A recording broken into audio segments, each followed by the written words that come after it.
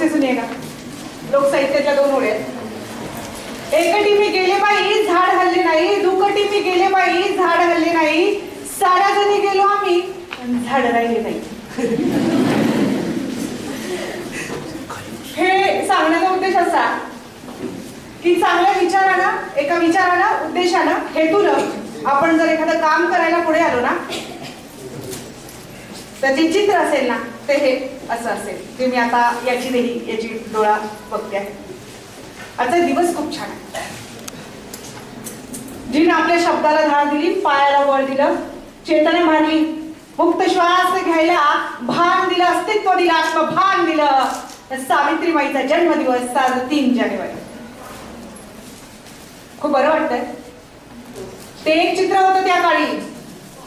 आतल्या खोलीत ती असायची. आणि आजचं चित्र आहे की इथे विचार मंचावर महिलांची संख्या अधिक आहे आणि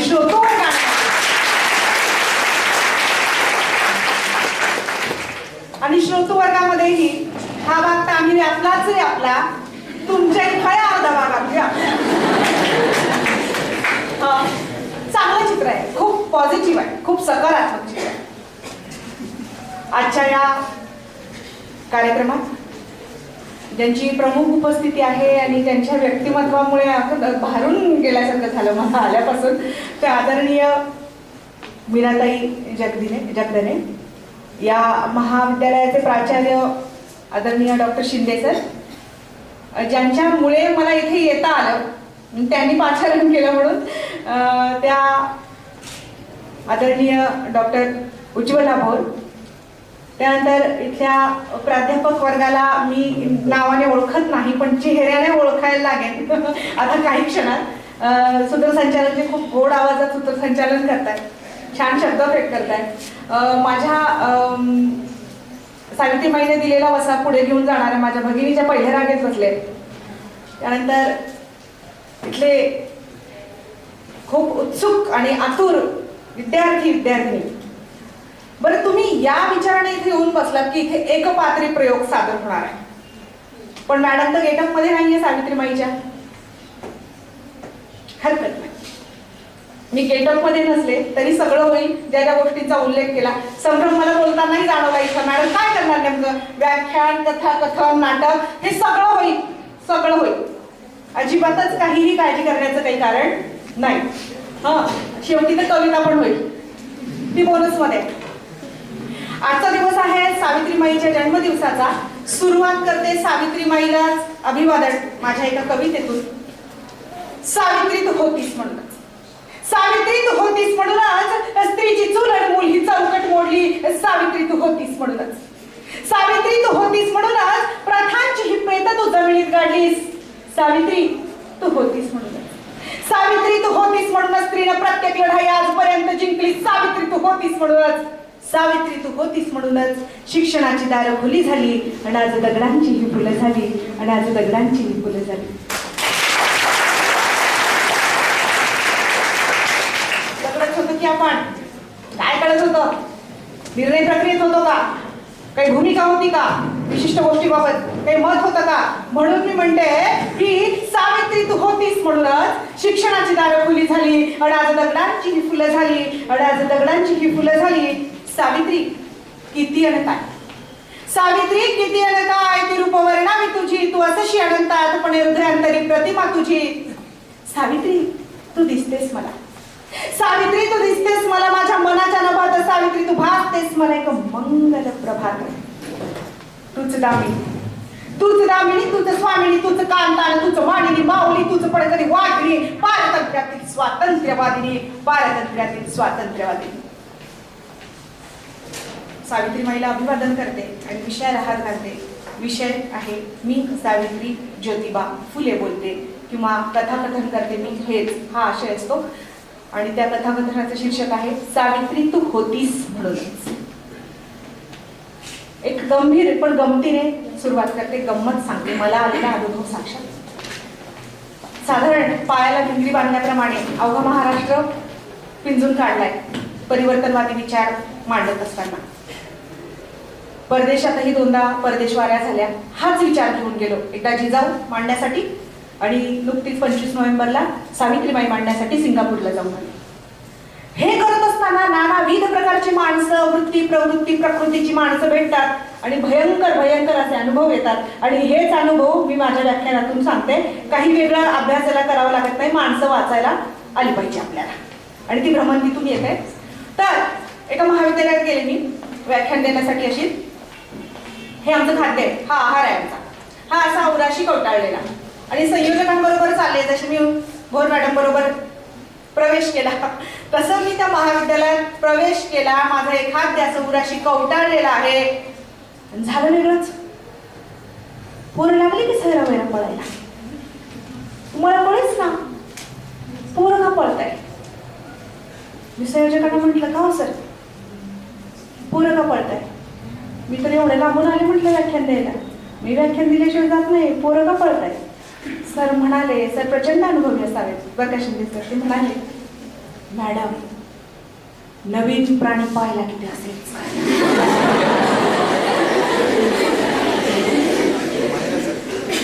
काय फोबी आहे ना, काय भीती, काय दहशत आहे मला माहिती नाही. व्याख्याता म्हटल्यावर पोरं पळायलाच लागतात. तुम्ही एवढे कसे कैद करून ठेवले, मग तुम्हाला मानायला पाहिजे. की व्याख्यान म्हटल्यानंतर समोरचा माणूस 1, 1.5, 2 तास आपल्याला काही कंटाळवाणं, रटाळ, बोरिंग सांगणार आहे. ही आपली भूमिका तयार झालेली आहे. अर्थात काही व्याख्यातांचाही त्यात दोष आहे, काही सादरकर्त्यांचाही असेल, किंवा आपल्याला एका ठिकाणी जास्त वेळ बसण्याची सवय नाहीये. तो संस्कार इथे खूप चांगली गर्दी आहे, खूप चांगला प्रतिसाद आहे. असो, तर मग संयोजकांबरोबर आम्ही पुढे चाललेले आहे आणि पोरं आणखी वेगाने पळायला लागले. जसं आम्ही हॉलकडे जायला लागलो तसं म्हटलं, सर काय हो पोरं तर सगळीच पळायला लागली. तो म्हटलं, मी सीएल टाकून आले, एवढ्या लांबचा प्रवास करून आले. म्हटलं मी काय जात नसते म्हटलं बोलल्याशिवाय. एक तर वक्ता प्रचंड जिवट आणि चिवट प्राणी असतो, तो सोडत नाही, बोलतो तो माईक सोडत नाही. मी तर प्रचंड बोलते, इतकी बोलते की मला चिठ्ठीच येते नंतर, मॅडम समारोपाकडे या म्हणून. तुम्ही कसं काय बोलवलं मला काय माहिती. असं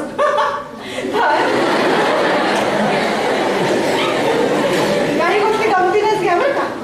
तर मग आम्ही पुढे पुढे चाललेलो आहोत आणि ती मुलं आणखी वेगाने पळायला लागली. मी म्हटलं, सर मी बोलल्याशिवाय जात नसते.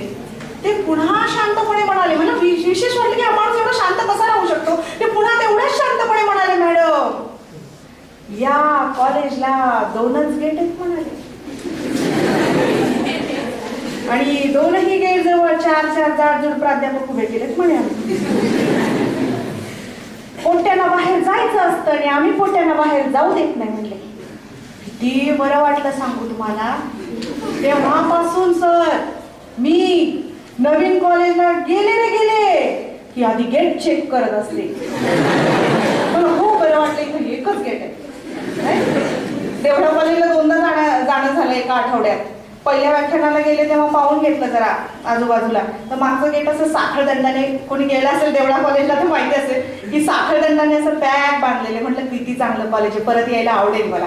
मागच्या गेटने कोणी जाऊ शकत नाही, पुढच्या गेट एकदम प्राचार्यांच्या केबिन समोर आहे, त्यामुळे पोरांना जायचं असलं तरी तिथून जाऊ शकत नाही. तर मी जरी ही गंमत सांगितली असेल ना तरी गंभीर आहे बरं का मित्रांनो. आपण ना ऐकणं विसरलोय. आपला कान तयार व्हायला पाहिजे. कान तयार झाला की मन तयार होतं. वेगवेगळ्या प्रसंगांना, संकटांना आपण सामोरं जायला शिकतो.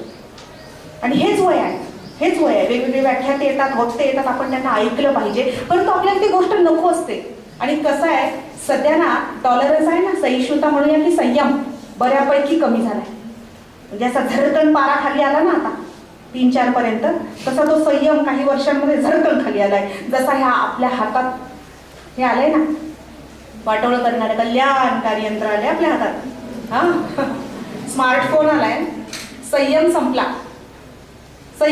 पूर्वी गावाकडे आई जायची आणि आई गावाकडे गेल्यानंतर ती सांगायची की मी 4 दिवसांनी परतणार, 8 दिवसांनी परतणार, किंवा आपल्याकडे आलेले पाहुणे तिकडे जायचे त्यांच्या गावी आणि पोहोचल्यानंतर ते पत्र लिहायचे, ते 8-10 दिवसांनी घरी यायचं. तेवढा संयम होता आपल्याकडे. आपण वाट पाहायचो, अरे आता तर पोहोचले असतील, मग ते घरी जातील, रिलॅक्स होतील, निवांत होतील, पत्र लिहितील, पोस्टात टाकतील, तो प्रवास करून 3-4-8 दिवसांनी पत्र येईल, तेवढा संयम आपल्याकडे होता. आता अजिबातच नाहीये. तू कुठे, पटकन इमेज काढ, पाठव, पिक पाठव, नाही का,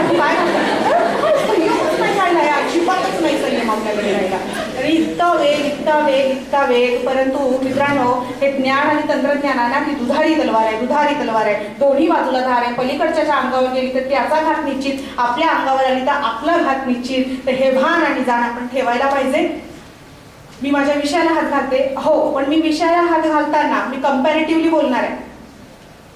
मी गेटअप मध्ये असते तर कदाचित मला फक्त सावित्रीबाई आणि इतिहासच सांगता आला पाहिजे, पण मला या गेटअपचा एक आणखी असा फायदा आहे की मला आत्ताच्या वर्तमान काळातही येता येईल, मला भूतकाळातही जाता येईल आणि मला भविष्य काळही सांगता येईल, मला वेगवेगळे संदर्भ देता येतील. तर मी तौलनिकदृष्ट्या विचार मांडणार आहे, तो काळ आणि हा काळ, सावित्रीबाईचा काळ. काय सांगणार आहे तर मी कुठलाच तात्विक भाग तुम्हाला सांगणार नाही. तात्विक भाग म्हणजे काय?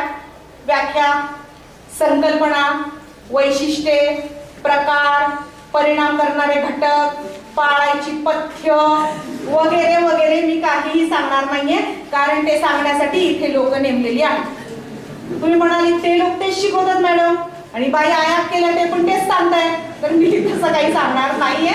तर मी तुम्हाला काय सांगणार आहे? गोष्टी सांगणार आहे, गोष्टी, छोट्या गोष्टी सांगणार. तुम्हाला तरी गोष्टी कोणी सांगाव्या? गोष्ट माणसाला जन्मापासून चिटकून आलेली आहे आणि त्याच्याबरोबर ती वाढत जाते.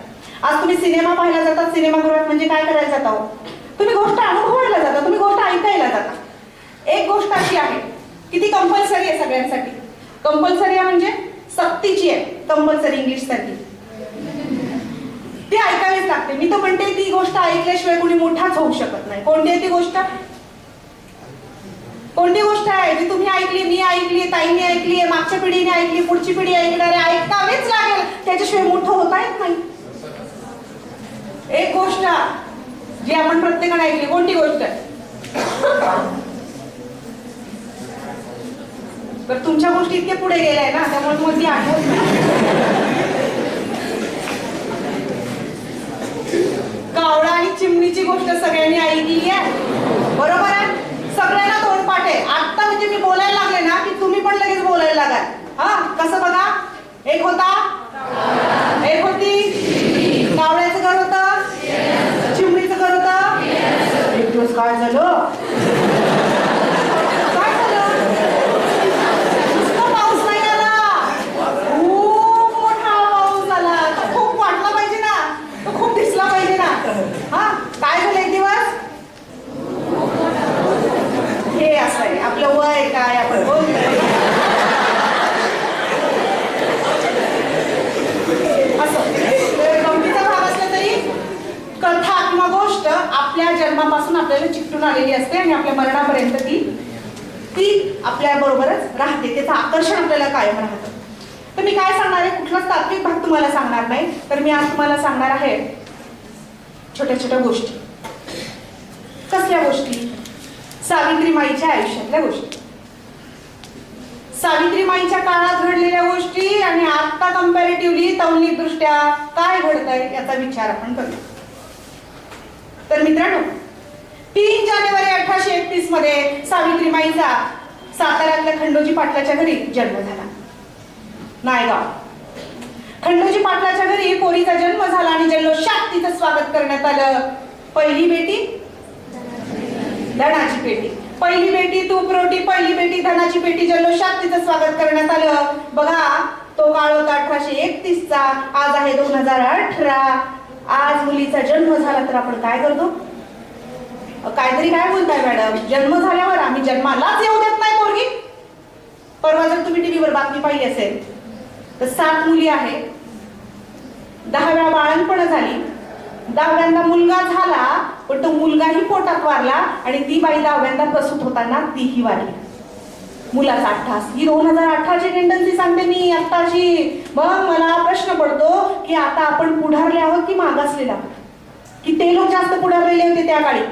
बघा बरं का, 3 जानेवारी 1831 मध्ये नक्षत्रासारखी गोरी पान सुंदर अशी पोर जन्माला आली आणि जल्लोषात तिचं स्वागत करण्यात आलं. पेढे वाटले खंडोजी पाटलांनी. सावित्री हळूहळू मोठी होऊ लागली. सावित्री हळूहळू मोठी होऊ लागली आणि एकदा आपल्या सवंगड्यांसोबत ती गेली आमराईत खेळण्यासाठी. बघा, म्हणजे आता आपण स्त्री भ्रूण हत्या हा खूप मोठा प्रश्न आपल्या समोर उभा राहिला आहे. खूप मागे जात नाही. अलीकडचं बीडचं मुंडे प्रकरण असेल बरं, बीडचंच का सांगायचं, मी जे नाशिक जिल्ह्यातून आले तिथले स्वप्नील सातपुते म्हणून जे डॉक्टर होते, त्यांचे प्रकरण माहिती असेल. अटकही झाली त्यांना. नंतर स्वतःच्या गाडीत मागच्या बाजूला डिक्कीत त्यांनी सगळी व्यवस्था केली होती आणि आठवडा बाजाराला जसे आठवडा बाजारात वस्तू विकायला तसं त्याप्रमाणे सोनोग्राफीचा तिथे बाजार चालायचा. सगळे मशिनरीज मागच्या बाजूला फिट केले, ते जेल आहे, ती गादी आहे, तो लॅपटॉप आहे, ती मशिनरीज आहे, सगळं किती भयंकर आणि भीषण आहे. म्हणून उगाच नाही म्हणत जुनी जाणती माणसं शिकला तेवढा हुकला. काय उपयोग आहे, कारण आपली टेंडन्सी बदललेली नाही अजिबातच. हे आपली मेंटॅलिटी अपडेट झालेली नाही अजिबातच. ती कुठल्या तरी स्वार्थामागे धावते धावते आणि नुसती धावते, दिशा नाहीये तिला, भरकटल्यासारखी. तर सावित्री हळूहळू मोठी होऊ लागली. 7-8 वर्षाची सावित्री आपल्या सवंगड्यांसोबत गेली आमराईत. आमराईत खेळता खेळता एका झाडाकडे तिचं लक्ष गेलं. त्या झाडावर एक घरटं होतं. त्या घरट्यात पांढरी शुभ्र अशी अंडी होती पक्ष्यांची. त्या अंड्यांकडे तिचं लक्ष गेलं. किती गोड आहेत, किती पांढरी शुभ्र आहेत म्हणून ती पाहायला लागली ती गुबगुबीत. आणि त्या घरट्याच्या बाजूला तिचं लक्ष गेलं तर तिने तिथे काय पाहिलं, एक काळा कभिन्न नाग फणा उगारून ती अंडी खाण्याच्या बेतात. तिच्या सगळ्या मित्रांना तिने ते चित्र दाखवलं. पोरं घाबरली, लहान लहान पोरं होती. पोरं म्हणाली, नाही नाही चल साऊ गावाकडे चल, पळ लवकर इथून. तो नाग खाली आला. मग हिचे डोळे मात्र आग ओकू लागले. ती म्हणाले, अरे गरीब पक्ष्यांची अंडी हा नाग खाणार म्हणजे त्यांच्यावर अन्यायच की, आणि हा अन्याय मी होऊ देणार नाही. काय करावं काय करावं. तिने जवळच एक अणुकुचीदार दगड पडलेला होता, तो उचलला, नेम मारून नागाला, नेम धरला, नागाला मारला. तो अचूक नागाला लागला. नाग सर करत खाली आला, तिच्या दिशेने येऊ लागला. पोरांनी धूम टाकली आणि ती गावाकडे पळाली. आता सावला नाग चावला असेल असं पोरांना वाटलं. नाग सर करत तिच्या दिशेने खाली आला, तिच्या पायाजवळ आला, अगदी जवळ आला, समीप आला. सावित्रीनं काय करावं, सावित्रीला काही सुचेना. जवळ एक लाकडाचा दांडा पडला होता, तो तिने उचलला. लाकडाच्या दांड्याने ती त्या नागावर सपासप दनादन वार करायला लागली. तिचं भान तिला नव्हतं, अजिबातच नव्हतं. तो नाग मरून पडला तरी तिला हे भान नव्हतं की तो आता मरून गेलाय. हे जे मी काही वार करते ते बंद केले पाहिजे. आणि खूप वेळाने थकल्यावर ती शांत उभी राहिली, श्वास घेते. लक्षात आलं नाग केव्हाच पायाजवळ मरून पडला. तितक्यात गलबल गजबज ऐकू आली. गावाकडून सगळे पालक येत आहेत, सगळे आई वडील येत आहेत, ती मुलं येत आहेत. आणि पाहतात तो काय चित्र वेगळंच. काय चित्र दिसलं. सावित्रीच्या हातात लाकडाचा दांडा, परकराचा ओचा खोचलेला, केस विखुरलेले, डोळ्यात आग. आणि तिच्या पायाजवळ काय मरून पडलाय, नाग मरून पडलाय. कोणीच काही बोले ना, कारण पोरीने असं विपरीत काहीतरी केलं त्या काळात. गोष्ट सांगते तुम्हाला की 1831चा तिचा जन्म असेल तर ही गोष्ट आहे 1837-38ची. आणि त्या काळात पोरीनं असं काही करणं म्हणजे भयंकर होतं. कोणीच काही बोललं नाही, ब्र काढलं नाही तोंडातून. मात्र खंडोजी पाटलांची नजर बोलत होती. खंडोजी पाटलांची नजर काय सांगत होती, खंडोजी पाटलांची नजर म्हणत होती ही पोर काहीतरी वेगळी आहे बरं का. ओठांनी नाही बोलले, त्या काळाने तशी परवानगी दिली नव्हती त्यांनी. मग त्याच्यानंतर अशीच एकदा आठवडे बाजारात सावित्री चालली. श्रीमंताची पोर काय कसलं कमी आहे. बापानं पैसे दिले, आठवडे बाजारात गेली. येताना खाऊ खात येते आणि तितक्याच रस्त्याच्या बाजूला एक घोळका तिला दिसला. आता बालसुलभ भावना आहे, आपणही थांबतो. कुठे गर्दी दिसली रस्त्याच्या कडेला तर कसल्या आपल्याला उत्सुकता असते, जरा आतुरता. काय झालंय नेमकं, काय प्रकरण आहे, काय घटना घडली, काय प्रसंग आहे. सावित्री ही थांबली. परकरी पोलकी वयातली सावित्री, हातात खाऊ आहे आणि खूप गर्दी. त्या गर्दीच्या मधोमध एक फादर उभा आहे. फादर पांढरा शुभ्र झगा घातलेला. कसं काय बुवा, फादर इंग्रज, त्यावेळी इंग्रजांचं राज्य. मधोमध थांबलेला आणि त्याच्या हातात अशी बारीक बारीक पुस्तक आहे, पुस्तकांची चळक आहे. आणि ती पुस्तकं, सुंदर सुंदर चित्र असलेली पुस्तकं तो फादर मोफत वाटतोय भारतीयांना, एकच देशीयांना, इथल्या लोकांना. का बरं, कशासाठी? शिक्षणाचा आणि धर्माचा प्रसार दोन्ही करायचे, प्रचार आणि प्रसार. मेकॉलेची पाझर पद्धती माहिती असेल तुम्हाला, एक ठराविक इतिहासात शिकलात तुम्ही. ठराविक वर्गाला शिक्षण द्यायचं, ते पाझर खालपर्यंत येईल. किंवा आणखी एक, इंग्लंडवरून खूप मोठा नोकर वर्ग हे आणू शकत नव्हते. त्यावेळी काही तशी वाहतुकीची फार मोठी सोय नव्हती. दिवसेंदिवस म्हणजे महिने प्रवास करावा लागायचा पाण्याच्या मार्गाने, जलमार्गाने. तर इथल्याच लोकांना शिक्षित करायचं आणि तयार नोकर वर्ग ठेवायचा हाताशी. या हेतून आधी काय करायचंय ना, शब्दांची अक्षरांची ओळख तर होऊ दे, त्यासाठी त्यांनी पुस्तक तर हातात घेऊ देत, म्हणून रंगीत रंगीत चित्र असलेली पुस्तकं त्यांना तो फादर वाटत होता. सावित्रीला पण गंमत वाटली. ती गर्दी चिरत सावित्री मध्ये गेली आणि त्या फादरच्या झगावडत म्हणाली, मला एक पुस्तक हवंय. त्या फादरला गंमत वाटली. एवढीशी चिमुरडी एवढी गर्दी चिरत निर्भीडपणे मध्ये येते, काय तिचं धैर्य, आणि म्हणते मला एक पुस्तक हवंय. फादर तिला एक पुस्तक देतो. नाचत नाचत सावित्रीबाई घरी येते. काय आनंद तिला. बघा ना, एक तर हवी ती गोष्ट मिळाली आहे, लगेच मिळाली आहे, आणि सगळ्यात महत्वाचं म्हणजे फुकट मिळाली. आपल्याला फुकट प्रचंड आवडतं. सावित्रीबाईलाही ते आवडलं. घरी आली, नाचत नाचत आली, आणि नवीन गोष्ट हातात आहे, हवी ती मिळालेली आहे. कुणाला दाखवून कुणाला नाही असं तिला झालं. कोण भेटणार होतं पहिल्यांदा, बघायला लागली, घराजवळ आली, कुणाला दाखवून कुणाला नाही असं तिला झालं. आपल्यालाही होतं नाही का, नवीन गोष्ट, ड्रेस, चप्पल, काही घेतलं तर नव्याचे 9 दिवस प्रचंड कवटाळून ठेवतो आपण काळजाशी ती गोष्ट. अगदी चप्पल नाही कवटाळून ठेवू शकत, पण चप्पल घेतली तरी आपण एकदा रात्री झोपताना घालून बघतो. या वयात सांगते बरं का, आम्ही गेले, आम्ही या फेजमधून गेलोय, आणि सकाळी उठलो की एकदा घालून बघतोय. ती काय वाढलेली नसते, ती काय फुटलेली नसते, उत्सुकी आतुरता असते, ती आम्हाला असते आतून. तर सावित्रीबाईला ते पुस्तक कुणाला दाखवून कुणाला नाही असं झालं. घरासमोर आली आणि पाहिलं, खंडोजी पाटील खाटीवर बसले. बाबा बघितल्याबरोबर तिला असं झालं, कधी एकदा बाबांना सांगून, बाबा बाबा बघा ना मी काय आणलं, बाबा बघा तरी मी काय आणलंय, बाबा बघा माझ्या हातात काय. नाचत नाचत पोर जवळ आली आणि तिच्याकडे लक्ष जाताच इतका वेळ सहज बसलेले खंडोजी पाटील उठले. त्यांचे डोळे आग ओकू लागले. तळपायची आग मस्तकात गेली. दान दान दान दान पावलं टाकत तिच्या दिशेने आले, उठले, तिच्या समोर गेले आणि तिच्या हातातून पुस्तक हिसकावलं आणि किरड्यावर फेकलं. का? हा प्रश्न तुमच्यासाठी आहे. लाडाची लेक आहे, सगळे लाड पुरवतायत बाबा. बाबा तिच्या जन्माच्या वेळी पेढे बिडे वाटतायत, आणि बाबा मात्र लेकीच्या हातात पुस्तक दिसल्यावर फेकतात का? का?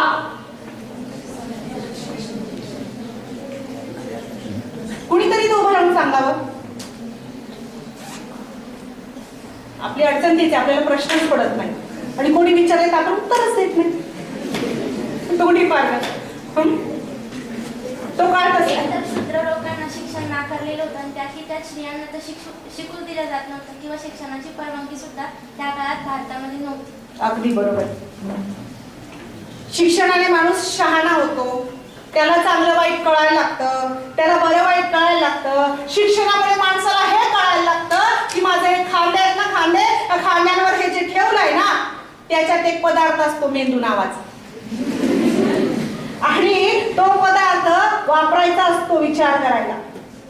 शिक्षणामुळे माणसाचा विचार जागृत होतो, विवेक जागृत होतो, माणूस स्वस्थ होतो, त्याला प्रश्न पडायला लागतात. आणि हे प्रश्न जर मागासवर्गीयांना, शूद्रांना, बहुजनांना आणि स्त्रियांना पडले, मग हेच तर भान येऊ द्यायचं नाही ना. डॉक्टर बाबासाहेब आंबेडकर म्हणतात, शिक्षण हे वाघिणीचं दूध आहे, आणि ते प्राशन केलेली व्यक्ती गुरगुरल्याशिवाय राहणार नाही. स्त्री वर्गाची, बहुजनांची गुरगुर तर नको होती यांना. ह्या गुरगुर करायला लागले, मग आपलं कसं व्हायचं.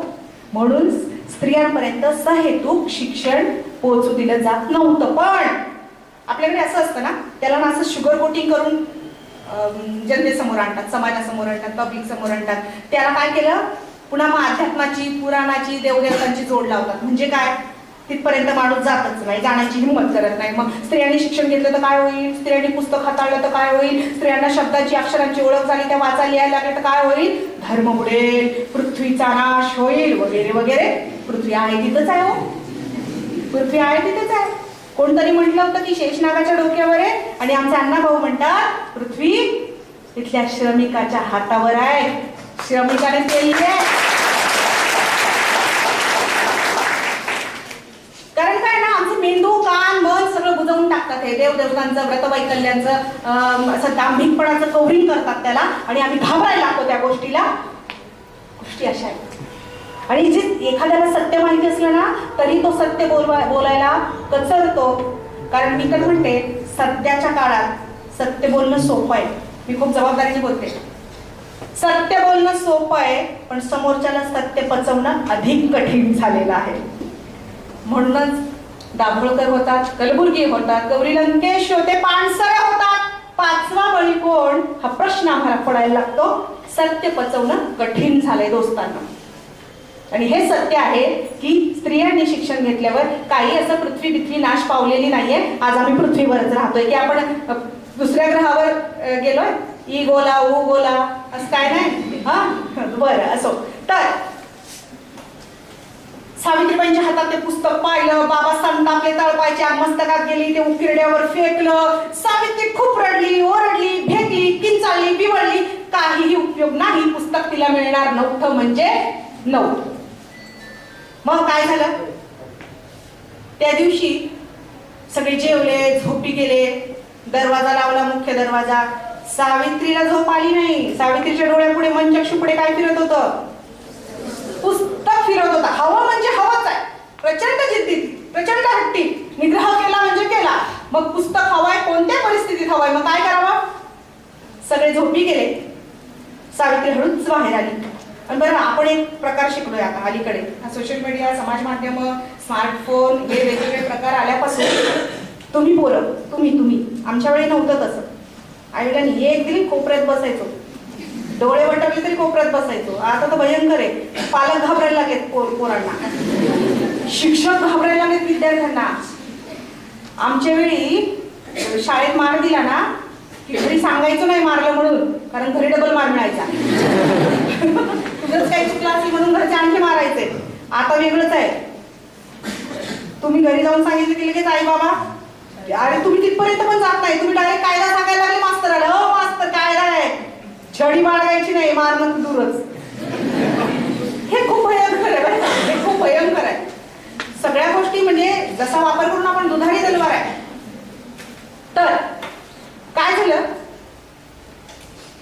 सावित्री त्या दिवशी रडली, भेकली पुस्तकासाठी. तिला वाटलं बाबांवर काही परिणाम होईल आणि बाबा पुस्तक काढून देतील.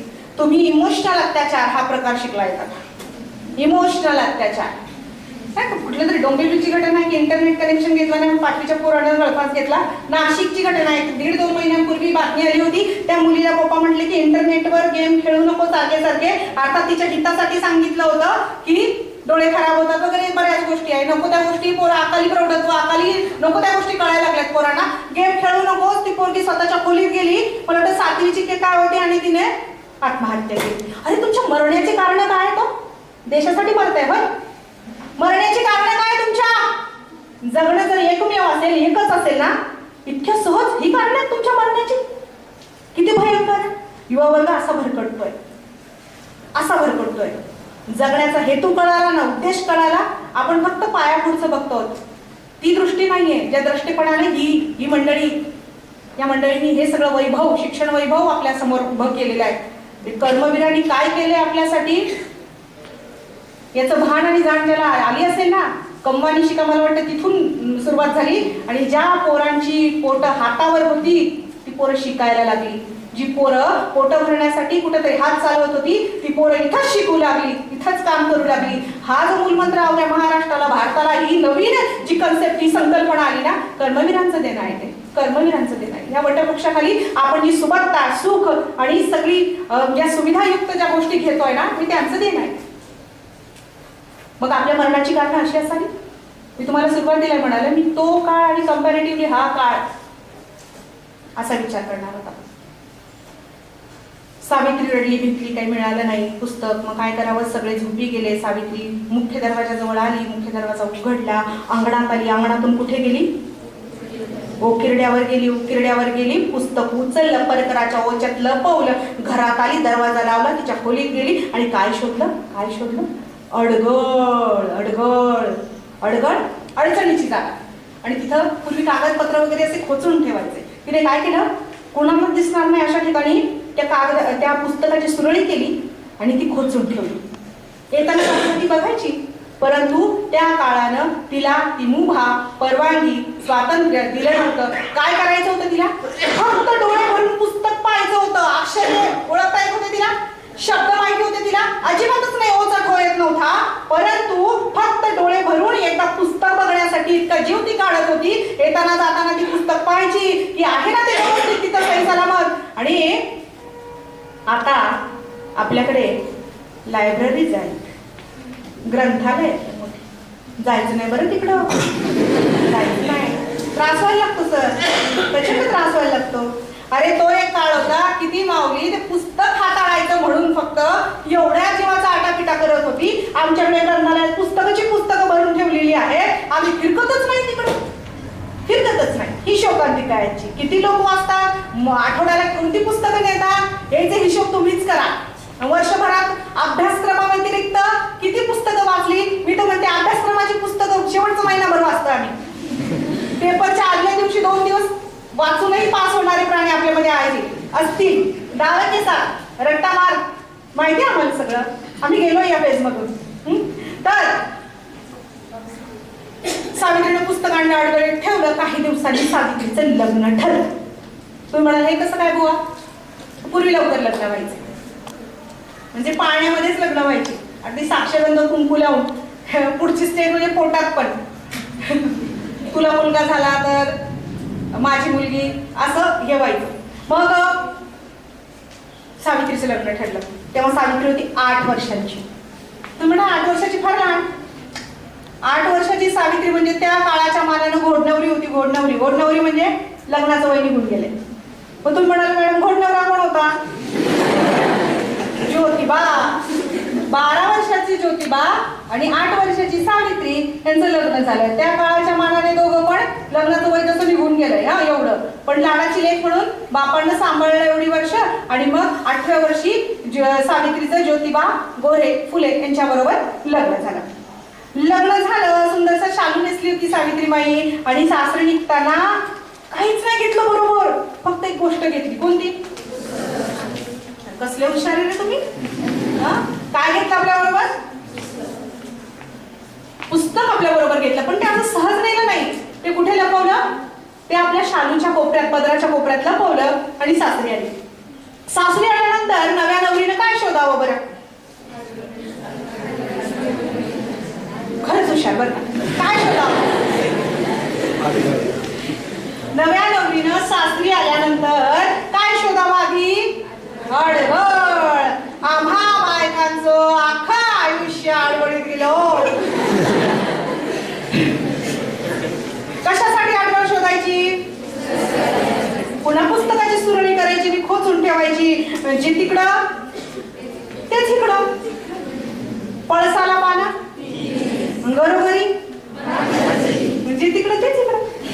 मग काय तिथे लपवून ठेवलं होतं तसंच आडगळीत पुस्तक इकडे लपवून ठेवायचं. पुन्हा सुरळी केली, आडगळीत पुस्तक गेलं. येताना जाताना साऊ पाहायची. पुस्तक काही हाताळायला भेटत नव्हतं. तिकडं परिस्थिती होती ती तिकडं होती. काय करावं रोज वाट बघायची. पण त्या काळानं काही तिला मुभा दिली नव्हती पुस्तक हाताळण्याचं, पुस्तकाला स्पर्श करण्याची.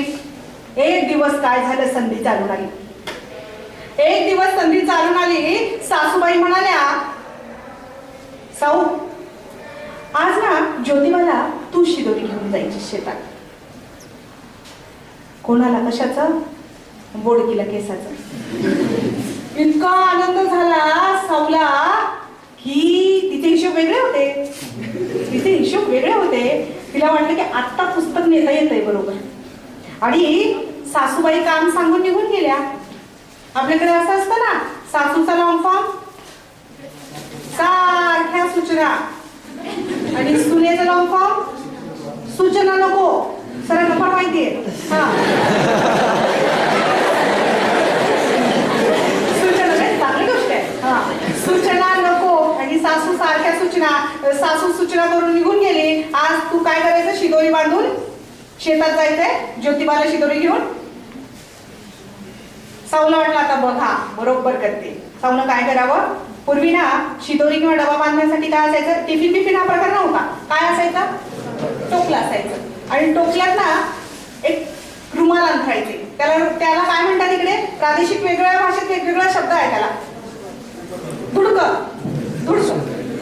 ते धुडकं अंथरायचे खाली. त्या धुडक्याला फार प्रचंड सुंदर वास यायचा. कोणी अनुभवलाय का? त्या धुडक्याला प्रचंड सुंदर वास यायचा. लोण्याचा, ताकाचा, चटणीचा, मिरचीचा, भाजीचा, भाकरीचा, काहीही लावून धुवा. म्हणजे ते हल्ली म्हणतात ना सर्फ लावून धुवून टाक, तसं सर्फ लावून धुवून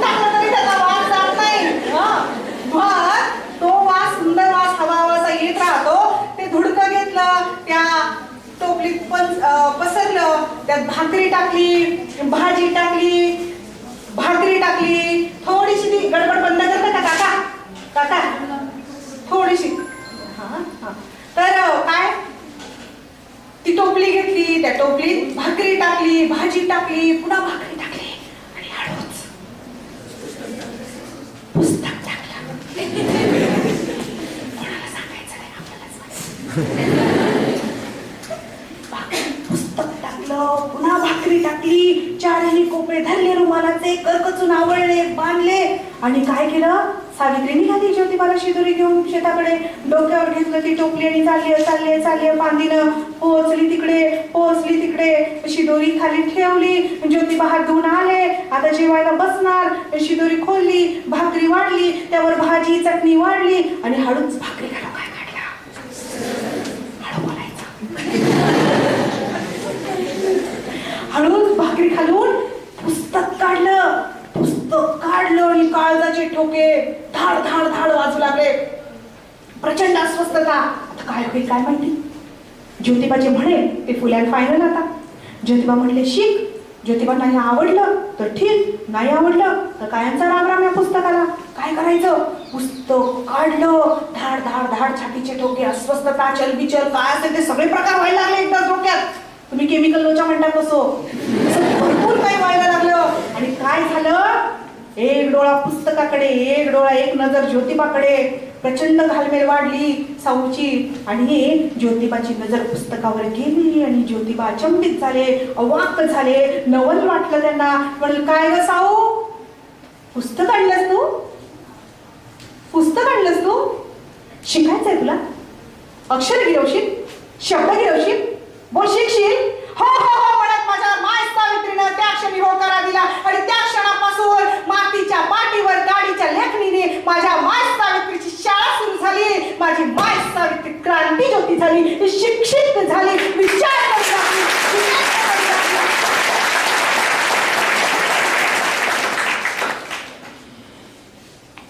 माझ्या माय सावित्रीचं शिक्षण सुरू झालं मातीच्या पाटीवर गाडीच्या लेखणीनं. भारतातली पहिली शिक्षिका, पहिली प्रशिक्षित शिक्षिका, पहिली मुख्याध्यापिका क्रांती ज्योती. क्रांती कसं लागलं, क्रांतीच केली. मी तर म्हणते तिचा जन्मच मुळात क्रांतीसाठी झाला होता सावित्रीबाईचा. पावलं पावली तिला क्रांती करावी लागली आहे, क्रांती करावी लागली आहे. क्रांती ज्योती का म्हणतो आपण, एवढ्यासाठी म्हणतो. मी तर त्याच्या पुढेही जाऊन एक विधान करते ताई, जबाबदारीने करते, काळजीने करते, जबाबदारीने करते.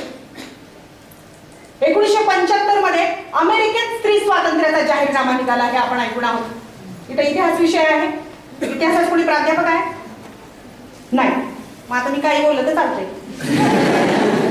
असं गमतीनेच घ्यावं का. मी अशी एका ठिकाणी बोलून आले, म्हटलं आता निषेधाची काही झिटेपिटे दाखवतात की काय पोरं, असं वाटलं. एका विषयावर बोलले होते. असो तर 1975 मध्ये अमेरिकेत स्त्री स्वातंत्र्याचा जाहीरनामा निघाला असं म्हणतात, पण मी म्हणते साफ खोट आहे, साफ चूक आहे.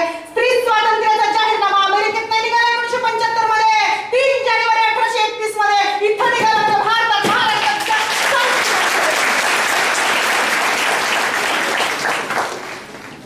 इतिहास डोळसपणे वाचला पाहिजे. तोड मरोड के हमारे सामने पेश किया जा रहा है. आंखें खोलो, उघडा डोळे, बघा. आणि त्या चॅनलशी माझा काही संबंध नाही, पण मला आवडलं ते वाक्य म्हणून सांग. असो तर सावित्रीबाईची शाळा सुरू झाली. सावित्रीबाई शिकली, परंतु मी म्हणते ना भान येतं. बाबासाहेब म्हणतात की वाघिणीचं दूध आहे, भान येतं, आत्मभान येतं, अस्तित्वाची जाणीव होते. मी कोणीतरी आहे हे कळायला लागतं. मला काहीतरी करायचंय, माझ्या जगण्याची ही दिशा असली पाहिजे, ही अस्वस्थता निर्माण होते. सावित्रीबाई ज्योतिबांना एकदा म्हणाल्या, शेठजी, त्या शेठजी म्हणायच्या ज्योतिबांना, शेठजी मी शिकले, शेठजी मी शिकले, पण माझ्या आयाबाईंनी खोल खोल गर्तेत काळोखाच्या अज्ञानाच्या अन्यायाच्या किती ना किती युगोनुयुग वर्षानुवर्ष सडक कितपत कचत पडलेल्या आहेत. त्यांना त्याच्यातून बाहेर कोण काढणार, त्यांना त्याच्यातून आपल्याला बाहेर काढलंच पाहिजे. ज्योतिबा आणि सावित्रीबाईंनी 1 जानेवारी 1848 मध्ये पुण्यातल्या भिडेवाड्यात पहिली मुलींची शाळा काढली. नुकतंच 23 डिसेंबरला माझा एका प्रोग्राम होता कोथरूडला, त्या निमित्तानं माझं जाणं झालं. भोर मॅडमने ती पोस्ट वाचली पण असेल. भिडेवाडा कोसळतोय मित्रांनो. आणि काल 2 जानेवारी रोजी वसईच्या रामदीप वृत्तपत्राने माझ्या त्या सोशल मीडियावरल्या लेखाची दखल घेतली आणि त्यांनी तो प्रकाशित केला. तावडे साहेबांच्या PAलाही तो लेख मेल करण्यात आला. भिडेवाडा कोसळतोय. तुम्ही जर सद्यस्थिती कधी गेलात पुण्याला तर पहा, भिडेवाडा नामशेष होण्याच्या मार्गावर आहे. त्याचं जतन कोणत्या प्रकारे केलं जाऊ शकतं, त्याची वाताहत का होतीये, असंख्य कारण आहे. बुद्धिजीवी माणसांना ती कारणं शोधता येतील. म्हणजे इतर नेत्यांच्या, इतर पुढाऱ्यांच्या इतिहास, स्मारक, संस्कृती काय असेल ती जपली जाते आणि विशिष्ट वास्तू नेत्यांबाबत हा तुझा भाव का, यावर मी परखड लेख लिहिला होता. भिडेवाडा कोसळतोय मित्रांनो. 1 जानेवारी परवा त्याचा पुन्हा वर्धापन दिन होता. भिडेवाड्यात वरती आम्हाला जाऊ दिलं नाही. पायऱ्या दिसत होत्या, त्या पायऱ्यांनी त्या पायऱ्यांजवळ उभं राहून फोटो काढले. तिथे पाण्याचे पिंक टाकलेले ताई. इतकी घाण कचरा, प्रचंड. खाली दुकानं आहेत आणि वरती भिडेवाडा. जर आपण गेलो तिथे तर कुठे काय कोसळून डोक्यात समोर पडेल सांगता येत नाही. म्हणून त्या दुकानदारांनी आम्हाला वरती जाण्यास मज्जाव केला. जाता आलं नाही, पाहता आलं नाही. आणि विरोधाभास म्हणजे हेच मी त्या लेखात लिहिले, ज्या आया बहिणींना सुशिक्षित सुसंस्कारित करण्यासाठी, जगण्याचं भान, दिशा देण्यासाठी त्या माय माऊलीनं शेणामातीचा मारा सहन केला. अर्वाच्च तिच्या इब्रतीपर्यंत आबरूला हात घालण्याचा ज्यांची हिंमत झाली होती त्या काळात सनातन कर्मठ लोकांची, एवढं सगळं ज्या बाईनं झेललं, त्या बायका हातात नारळ आणि फुलं घेऊन समोर एक मोठं मंदिर आहे. तिथं त्या मंदिरात रांगा करून उभ्या होत्या पहाटेपासूनच्या. किती विरोधाभास आहे, किती विसंगती आहे ही. कुठे आहे की आपण, कुठे? मला प्रश्न पडला मोठा, कुठे आहोत आपण? प्रचंड वाईट वाटलं या गोष्टीचं एक चित्र बघून, प्रचंड वाईट वाटलं. आणि पुन्हा जबाबदारीने एक बाई असून मी विधान करते, इथल्या ज्या ढोंगीपणाच्या, व्रतवैकल्यांच्या, उपास तापासाच्या, खोट्या देवदेवांच्या गोष्टींच्या, ज्याला काही शास्त्र नाही, कार्यकारण भाव नाही, अशा सगळ्या अंधश्रद्धा पोसण्याचं काम इथल्या महिला वर्गाने मोठ्या प्रमाणात केलेलं आहे. हे मी जबाबदारीने सांगते, स्टेजवर सांगते, पुरुष वर्ग समोर आहे तरीही सांगते, जे सत्य आहे ते सत्य आहे. आपण किती व्रतवैकल्य करतो, किती उपास तापास करतो, ते 0 फिगरचं जाऊ द्या. आठवड्यातले किती दिवस उपास करतो, हा अमक्याचा, तो ढमक्याचा आणि तो टमक्याचा. कशासाठी? या गोष्टी बघा, त्याच्या मागे जर शास्त्र असेल, कार्यकारण भाव असेल ना, तर ते स्वीकारायला हरकत नाही. आमच्या BSCच्या मुली असेंब्लीच्या वेळेस सकाळी 9-10च्याच उन्हात धडाधड चक्कर येऊन पडतात. BSCच्या मुली, पुन्हा एक अंडरलाईन करते, अधोरेखित करते. आणि मग त्यांना विचारायला सांगत, मॅडम आज अमक्याचा वार आहे, तो उपवास आहे. मॅडम आज तमक्याचा वार आहे, तो उपवास आहे. शिक्षण कशाला घेताय तुम्ही? ते पण सायन्स शाखेत, विज्ञान शाखेत. भयंकर आहे सगळं. आणि बरं, आपल्या घरातला जो संस्कार असतो ना, तो मुळात चुकीचा असतो बऱ्याच ठिकाणी. बरं, ते नागपंचमीला तवा ठेवत नाही म्हणे. मी BSCच्या वर्गाला मराठी शिकवते ऑप्शन. आता खूप लोक यातलं मी म्हणते, आता मला मी विचारलं तर नाही म्हणते, पण मॅक्झिमम लोक घरी हा प्रकार करतात. ठेवत नाही तवा, चिरत नाही, पिळत नाही, कापत नाही, हा या सगळ्या गोष्टी करतात. मी माझ्या BSCच्या मुलींना सांगितलं की आईला विचारायचं घरी जाऊन की आज नागपंचमीच्या दिवशी आमचा विषय झाला. आम्ही नरेंद्र दाभोळकरांचा वैज्ञानिक दृष्टिकोन शिकत होतो आणि की घरी जाऊन विचारायचं हे आज का नाही, काय आणलं डब्याला. मग त्यांनी सांगितलं, मॅडम आज भाकरी पोळी काही नसतं करायचं, असं असं. म्हटलं विचारलं का आईला तुम्ही की का नाही करायचं?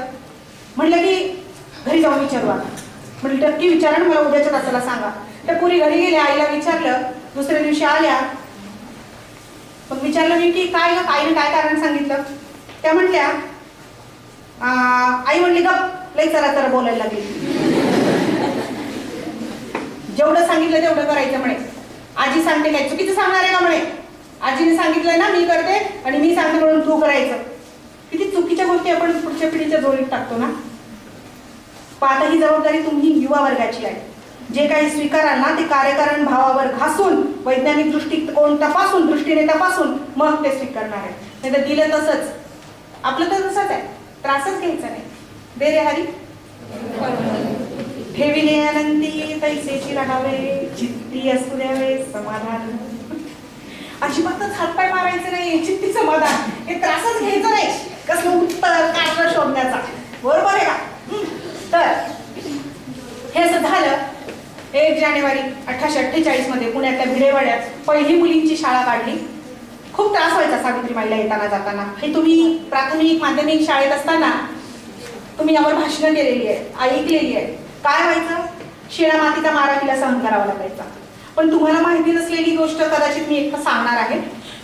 शेणा मातीचा मारा तिला नेहमीचा झाला होता. तिने ते ग्राह्य धरलं होतं, ते तिने गृहीत धरलं होतं की मला काहीतरी चांगलं काम करायचं आहे, त्यामुळे मला हे सहन करावं लागेल. आपल्यासाठी काम करत होती ती, आपल्यासाठी त्रास सहन करत होती. आणि काय करायची ती? जाताना 2 पातळ असायची. एक पातळ चांगलं स्वच्छ ते शाळेत ठेवलेलं असायचं, एक पातळ जे अंगावर असायचं ते घाण गलिच्छ झालेलं असायचं. लोक अर्वाच्य बोलायचे, गलिच्छ बोलायचे आणि शेण माती मारून फेकायचे.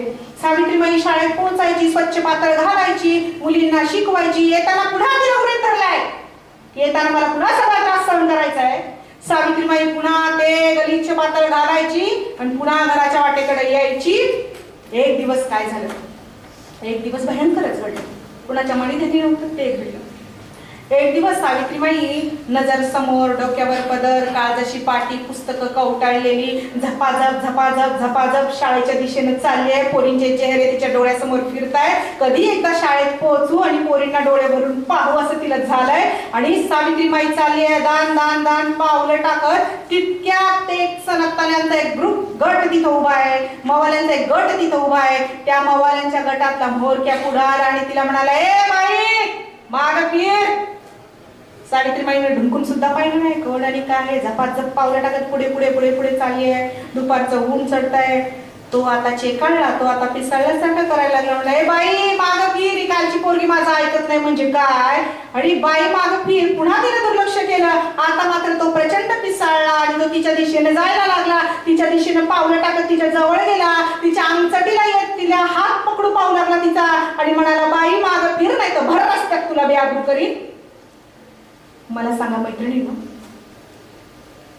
आया बहिणींनो, कोणती बाई, स्त्री, महिला अशी आहे की एखाद्या चौकात तिची चुकी नसताना एखादा मवाली, ज्याची काहीच पात्रता नाहीये तिच्या समोर, तो मवाली म्हणतो की भर रस्त्यात तुला बेआबरू करीन आणि ती ऐकून घेईल का? ऐकून अजिबातच नाही. तुम्ही मी नाही घेणार. ती तर सावित्री होती, सावित्री क्रांती. इतका वेळ थांबलेली सावित्री थांबली. डोक्यावरचा पदर खाली आला, कमरेला खोचला, जवळ कवटाळलेली पुस्तकं जवळच्या चोट्यावर ठेवली आणि माग फिरली, दान दान दान उलट्या दिशेने त्याच्याकडे यायला लागली. त्याच्या जवळ आली, त्याच्या समोर उभी राहिली, त्याच्या डोळ्यात डोळे घालून पाहू लागली. आणि आता मात्र सगळे अवाक झाले. आता काय होईल? त्याच्या डोळ्यात डोळे घालून उभी राहिली, त्याच्या जवळ आली आणि सांडकन त्याच्या थोबाडीत मारली. याला म्हणतात क्रांती. गोष्ट सांगते 1848 मधली. आजही आपल्याला चौकात कुणी काही बोललं तर आपला जीव घाबरा होतो. आपण काय करतो? पाठीला पाय लावून आपण घराकडे पळतो. धूम, मागे कोण बोलत होता काय हे पाहायची पण आपली हिंमत होत नाही. आणि हो, आपली शोकांतिका आणखी एक आहे ना, ग्रामीण भागात असेल ना सर. मी पण ग्रामीण भागातल्या कॉलेजला शिकवते. तिथल्या टेंडन्सी अशी आहे, तिथल्या मातीची, तिथल्या माणसांची, तिथल्या पालकांची, आई वडिलांची. मुलीला कोणीतरी त्रास देतोय ना, मग कॉलेज कोणाचं बंद? आमच्या काळातही असंच होतं बा.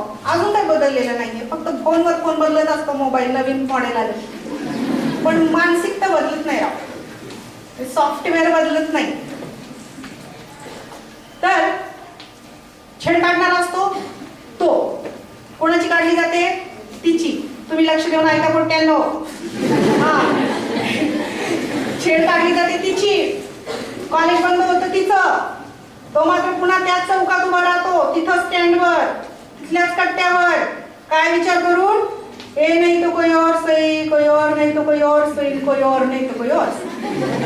त्याची साथ तो शोधत असतो, पण नुकसान होतं तिचं. तर मला वाटलं मी या 2-3 गोष्टी जे सांगते संस्कारांच्या, घरात आई वडिलांचं पण थोडंसं कसं चुकतं तर या बाबतीत. कारण मुली विश्वासात घेऊन या गोष्टी सांगू शकत नाही, त्या सहन करतात. आणि अशाही केसेस आहेत. तुम्ही जर अलीकडे पेपरमध्ये वाचलं असेल तर या भीतीपोटी खूप मुलींनी आत्महत्या पण केलेली आहे. अलीकडेच आता मला त्या गावाचं नाव आठवत नाही. खूप केसेस आहेत अशा. त्या विश्वासाने तेवढं नातं डेव्हलप नाही झालेलं, घरी सांगू शकत नाही असं आहे म्हणून. तर आपली जबाबदारी वाढली आहे सगळ्याच बाबतीत. मुलांची, मुलींची, पालकांची. हा जबाबदारीचा काळ आहे. हा प्रचंड जबाबदारीचा काळ आहे. तोल जरासा गेला की सगळं बिघडतं. घडण्याचं आणि बिघडण्याचं असं म्हणतो ना आपण नाजूक वळणावरून, तसा हा नाजूक काळ आहे प्रचंड. सावित्रीमाईनं त्या मवाल्याच्या थोबाडीत मारली, शाळेत गेली, एवढं झाल्यावर शिकवलं पोरींना, संध्याकाळी घरी आली.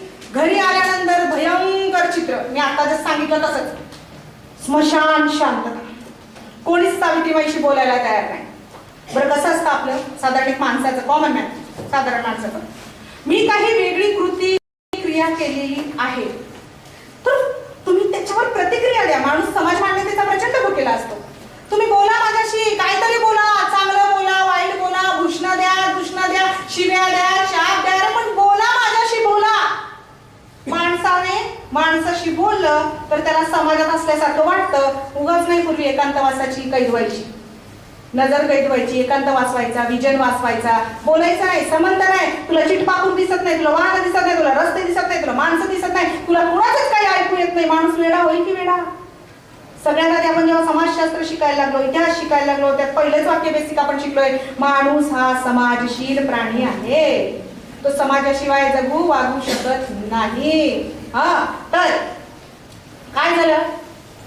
सावित्रीबाई घरी आली, घरी स्मशान शांतता, कोणीच बोलायला तयार नाही, काहीच नाही. काय करावं?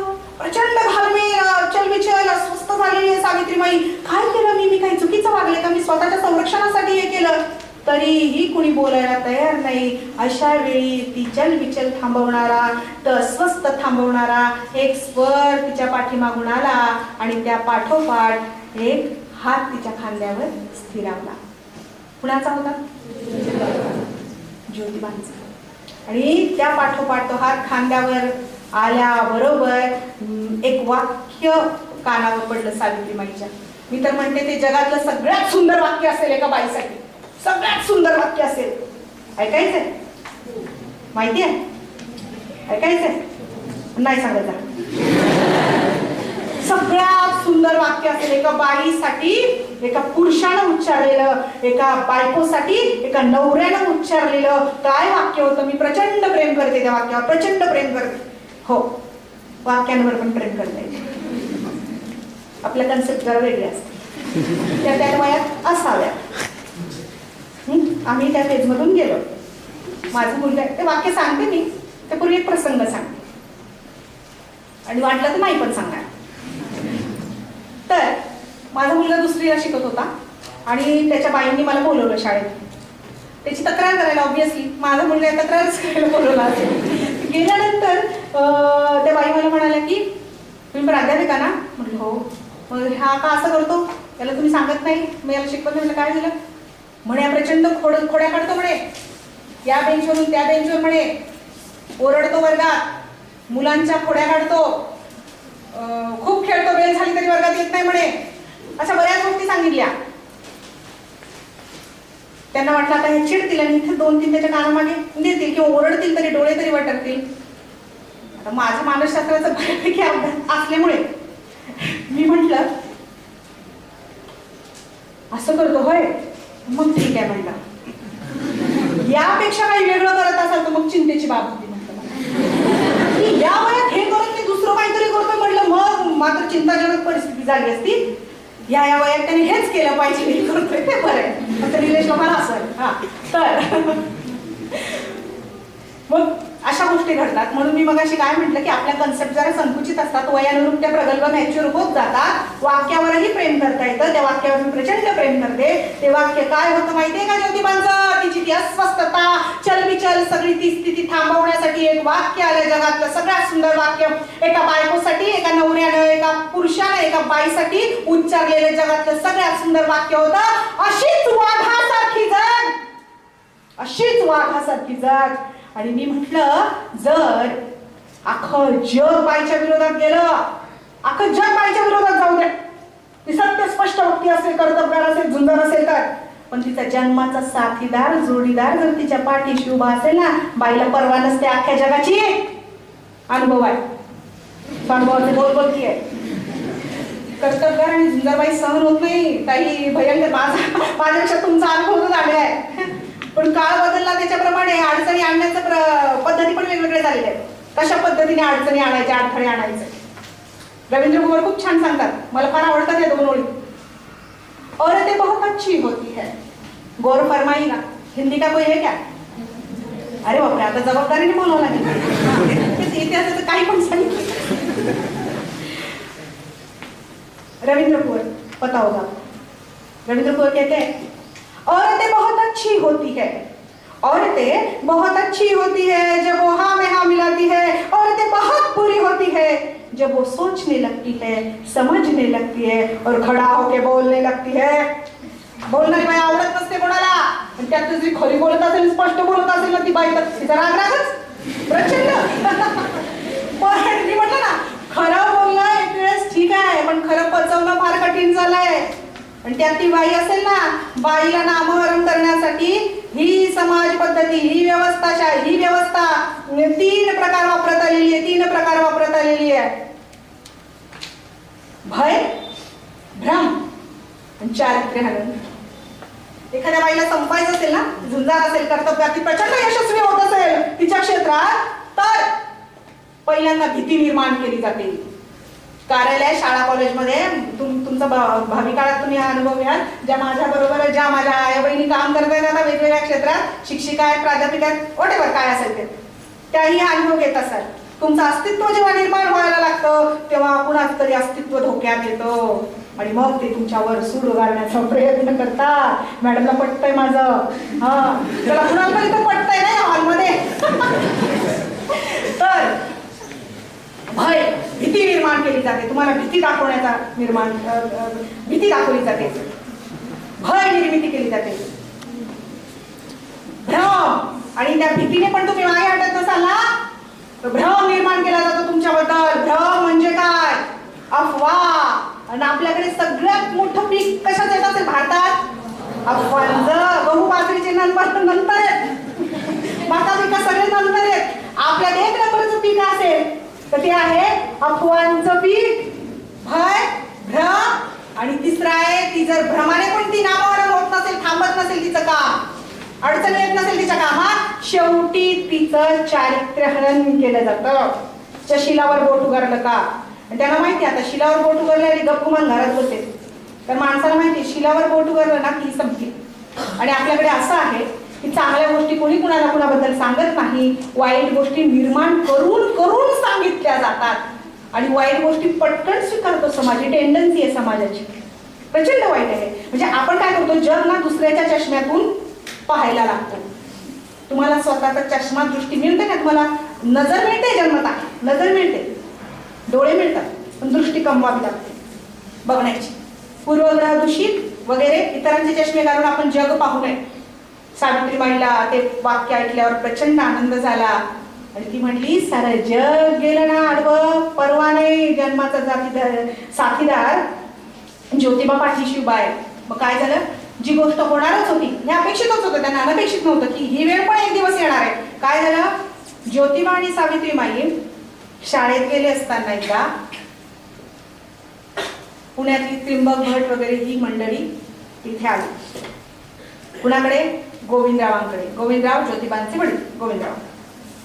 आणि म्हणाले त्यांच्या शैलीत, पुण्यातले लोक म्हणजे नाकात बोलणारी मंडळी, हल्ली तर फारच त्याच्यावर व्हॉट्सअपवर वगैरे विनोद येतात, 1 ते 4 बंद वगैरे. नाकात बोलणारी मंडळी, त्यांचे त्रिंबक भट आणि सगळी मंडळी गोविंदरावांकडे आली आणि म्हणाली, गोविंदा, अरे तुझ्या पोराला आणि सुनेने जी काही थेर लावली आहे ना पोरींना शिक्षित करायची, ती बंद करो, नाही तर तुझ्यावर आम्ही बहिष्कार टाकू. गोविंदा. गोविंदराव जुन्या विचारांचं होते, जुन्या विचारांचा पगडा त्यांच्यावर होता. गोविंदराव म्हणाले, असं करू नका, मी आल्यावर त्यांची समजूत घालतो. आणि मग काय झालं, संध्याकाळी 2 जण घरी आले. घरी आल्यानंतर असं त्यांनी चित्र पाहिलं तर मागे हात बांधून गोविंदराव झाड्या मारतायत, प्रचंड अस्वस्थ आहेत. हे 2 जण मध्ये आल्याबरोबर मध्ये पाय टाकणार इतक्यात गोविंदराव म्हणाले, तिथेच थांबा. त्या दोघांना काय अनपेक्षित नव्हतं ते. कुणीतरी घरी येऊन गेलं असेल, काहीतरी बोलले बाबांना, बाबा चिडले, संतापले, म्हणून बाबांनी हा पवित्रा घेतलाय. ते म्हणाले, तिथेच थांबा, तिथेच थांबा. आणि काय सांगितलं, आज तुमच्या पुढे मी 2 पर्याय ठेवतोय. कोणते? एक तर घर सोडा, नाहीतर समाजकार्य सोडा. कुठला पर्याय निवडला असेल त्यांनी? घर सोडलं. तुम्ही मी नव्हतं ते की 2 वेळेला जेवायला मिळतंय, छान छान राहायला मिळतंय, ऐश्वर्य आहे सगळं. त्यांनी काय केलं? घर सोडलं नेसत्या वस्त्रांनिशी आणि बाहेर पडले. तुटका फटका संसार सुरू झाला आणि एके दुपारी सकाळी बाहेर गेलेले ज्योतिबा परत आले आणि परत आल्यानंतर काय केलं त्यांनी पाहिलं तर सावित्रीबाई जुन्या गोधडीने टाके घालत बसली आहे आणि चेहरा खूप मलूस, खूप नाराज, खूप उदास. बरं, ह्या दोघांचं असं होतं ना, प्रवाहाच्या विरुद्ध पोहायचं म्हणजे कठीण आहे, पण पोहलंच पाहिजे. कारण काय, काहीतरी चांगलं साध्य त्याच्यात होणार आहे. रणांगणात एकदा उतरला आणि म्यानातून तलवार काढली की ती म्यान नाही करायची परत. लढताना काय होईल, युद्धात काय होईल, 2 गोष्टी घडतील. शेवट पण मी त्याच्यानेच केलेला आहे.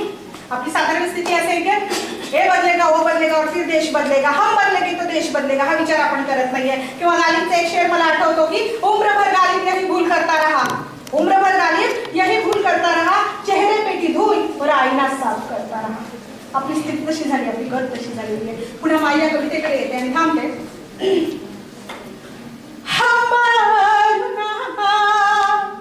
हंबरुना वासराले चाटते जवांगाया, हंबरुना वासराले चाटते जवांगाया, तिच्या मध्ये दिसते मले तवा माही माया.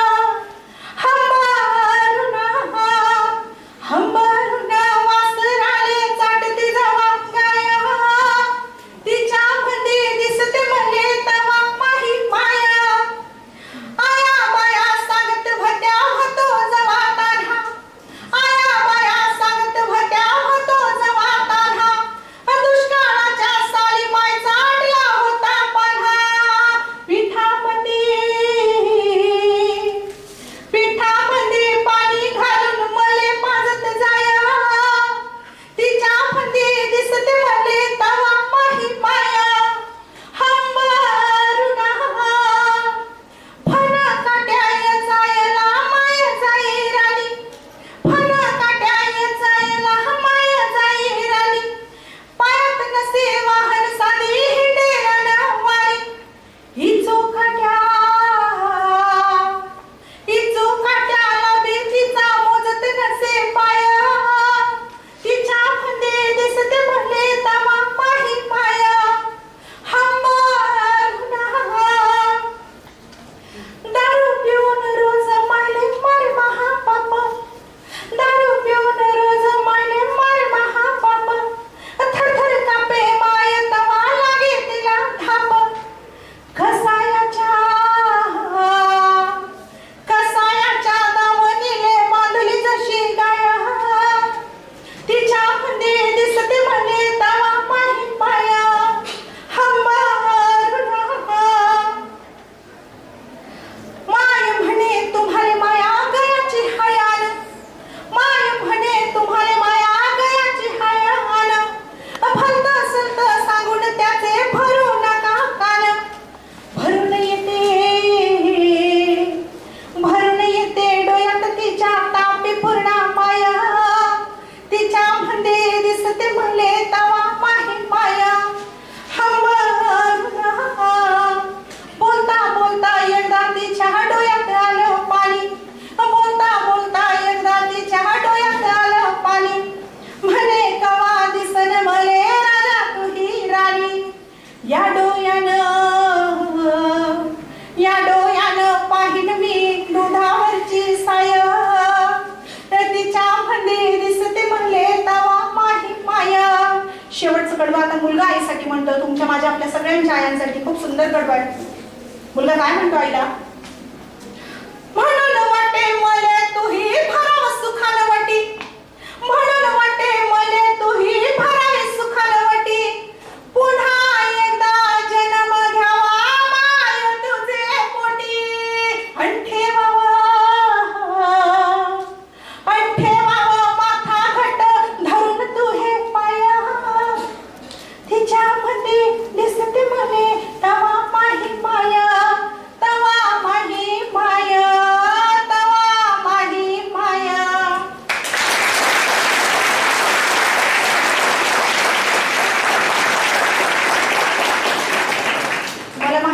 दुसराही कार्यक्रम मला वाटतं फक्त माझ्या व्याख्यानाचा किंवा एकपात्रीचा कार्यक्रम आहे. तर मी दुसऱ्या कार्यक्रमाचा काही वेळ घेतला असेल तर क्षमस्व. सगळ्यांनी सुंदर प्रतिसाद दिला. भोर मॅडम मला इथे बोलवलं, ताई मला इथे बोलण्याची संधी दिली. आपल्या महाविद्यालयात प्रचंड संधी आहे. धन्यवाद. धन्यवाद डॉक्टर प्रतिभा जाधव.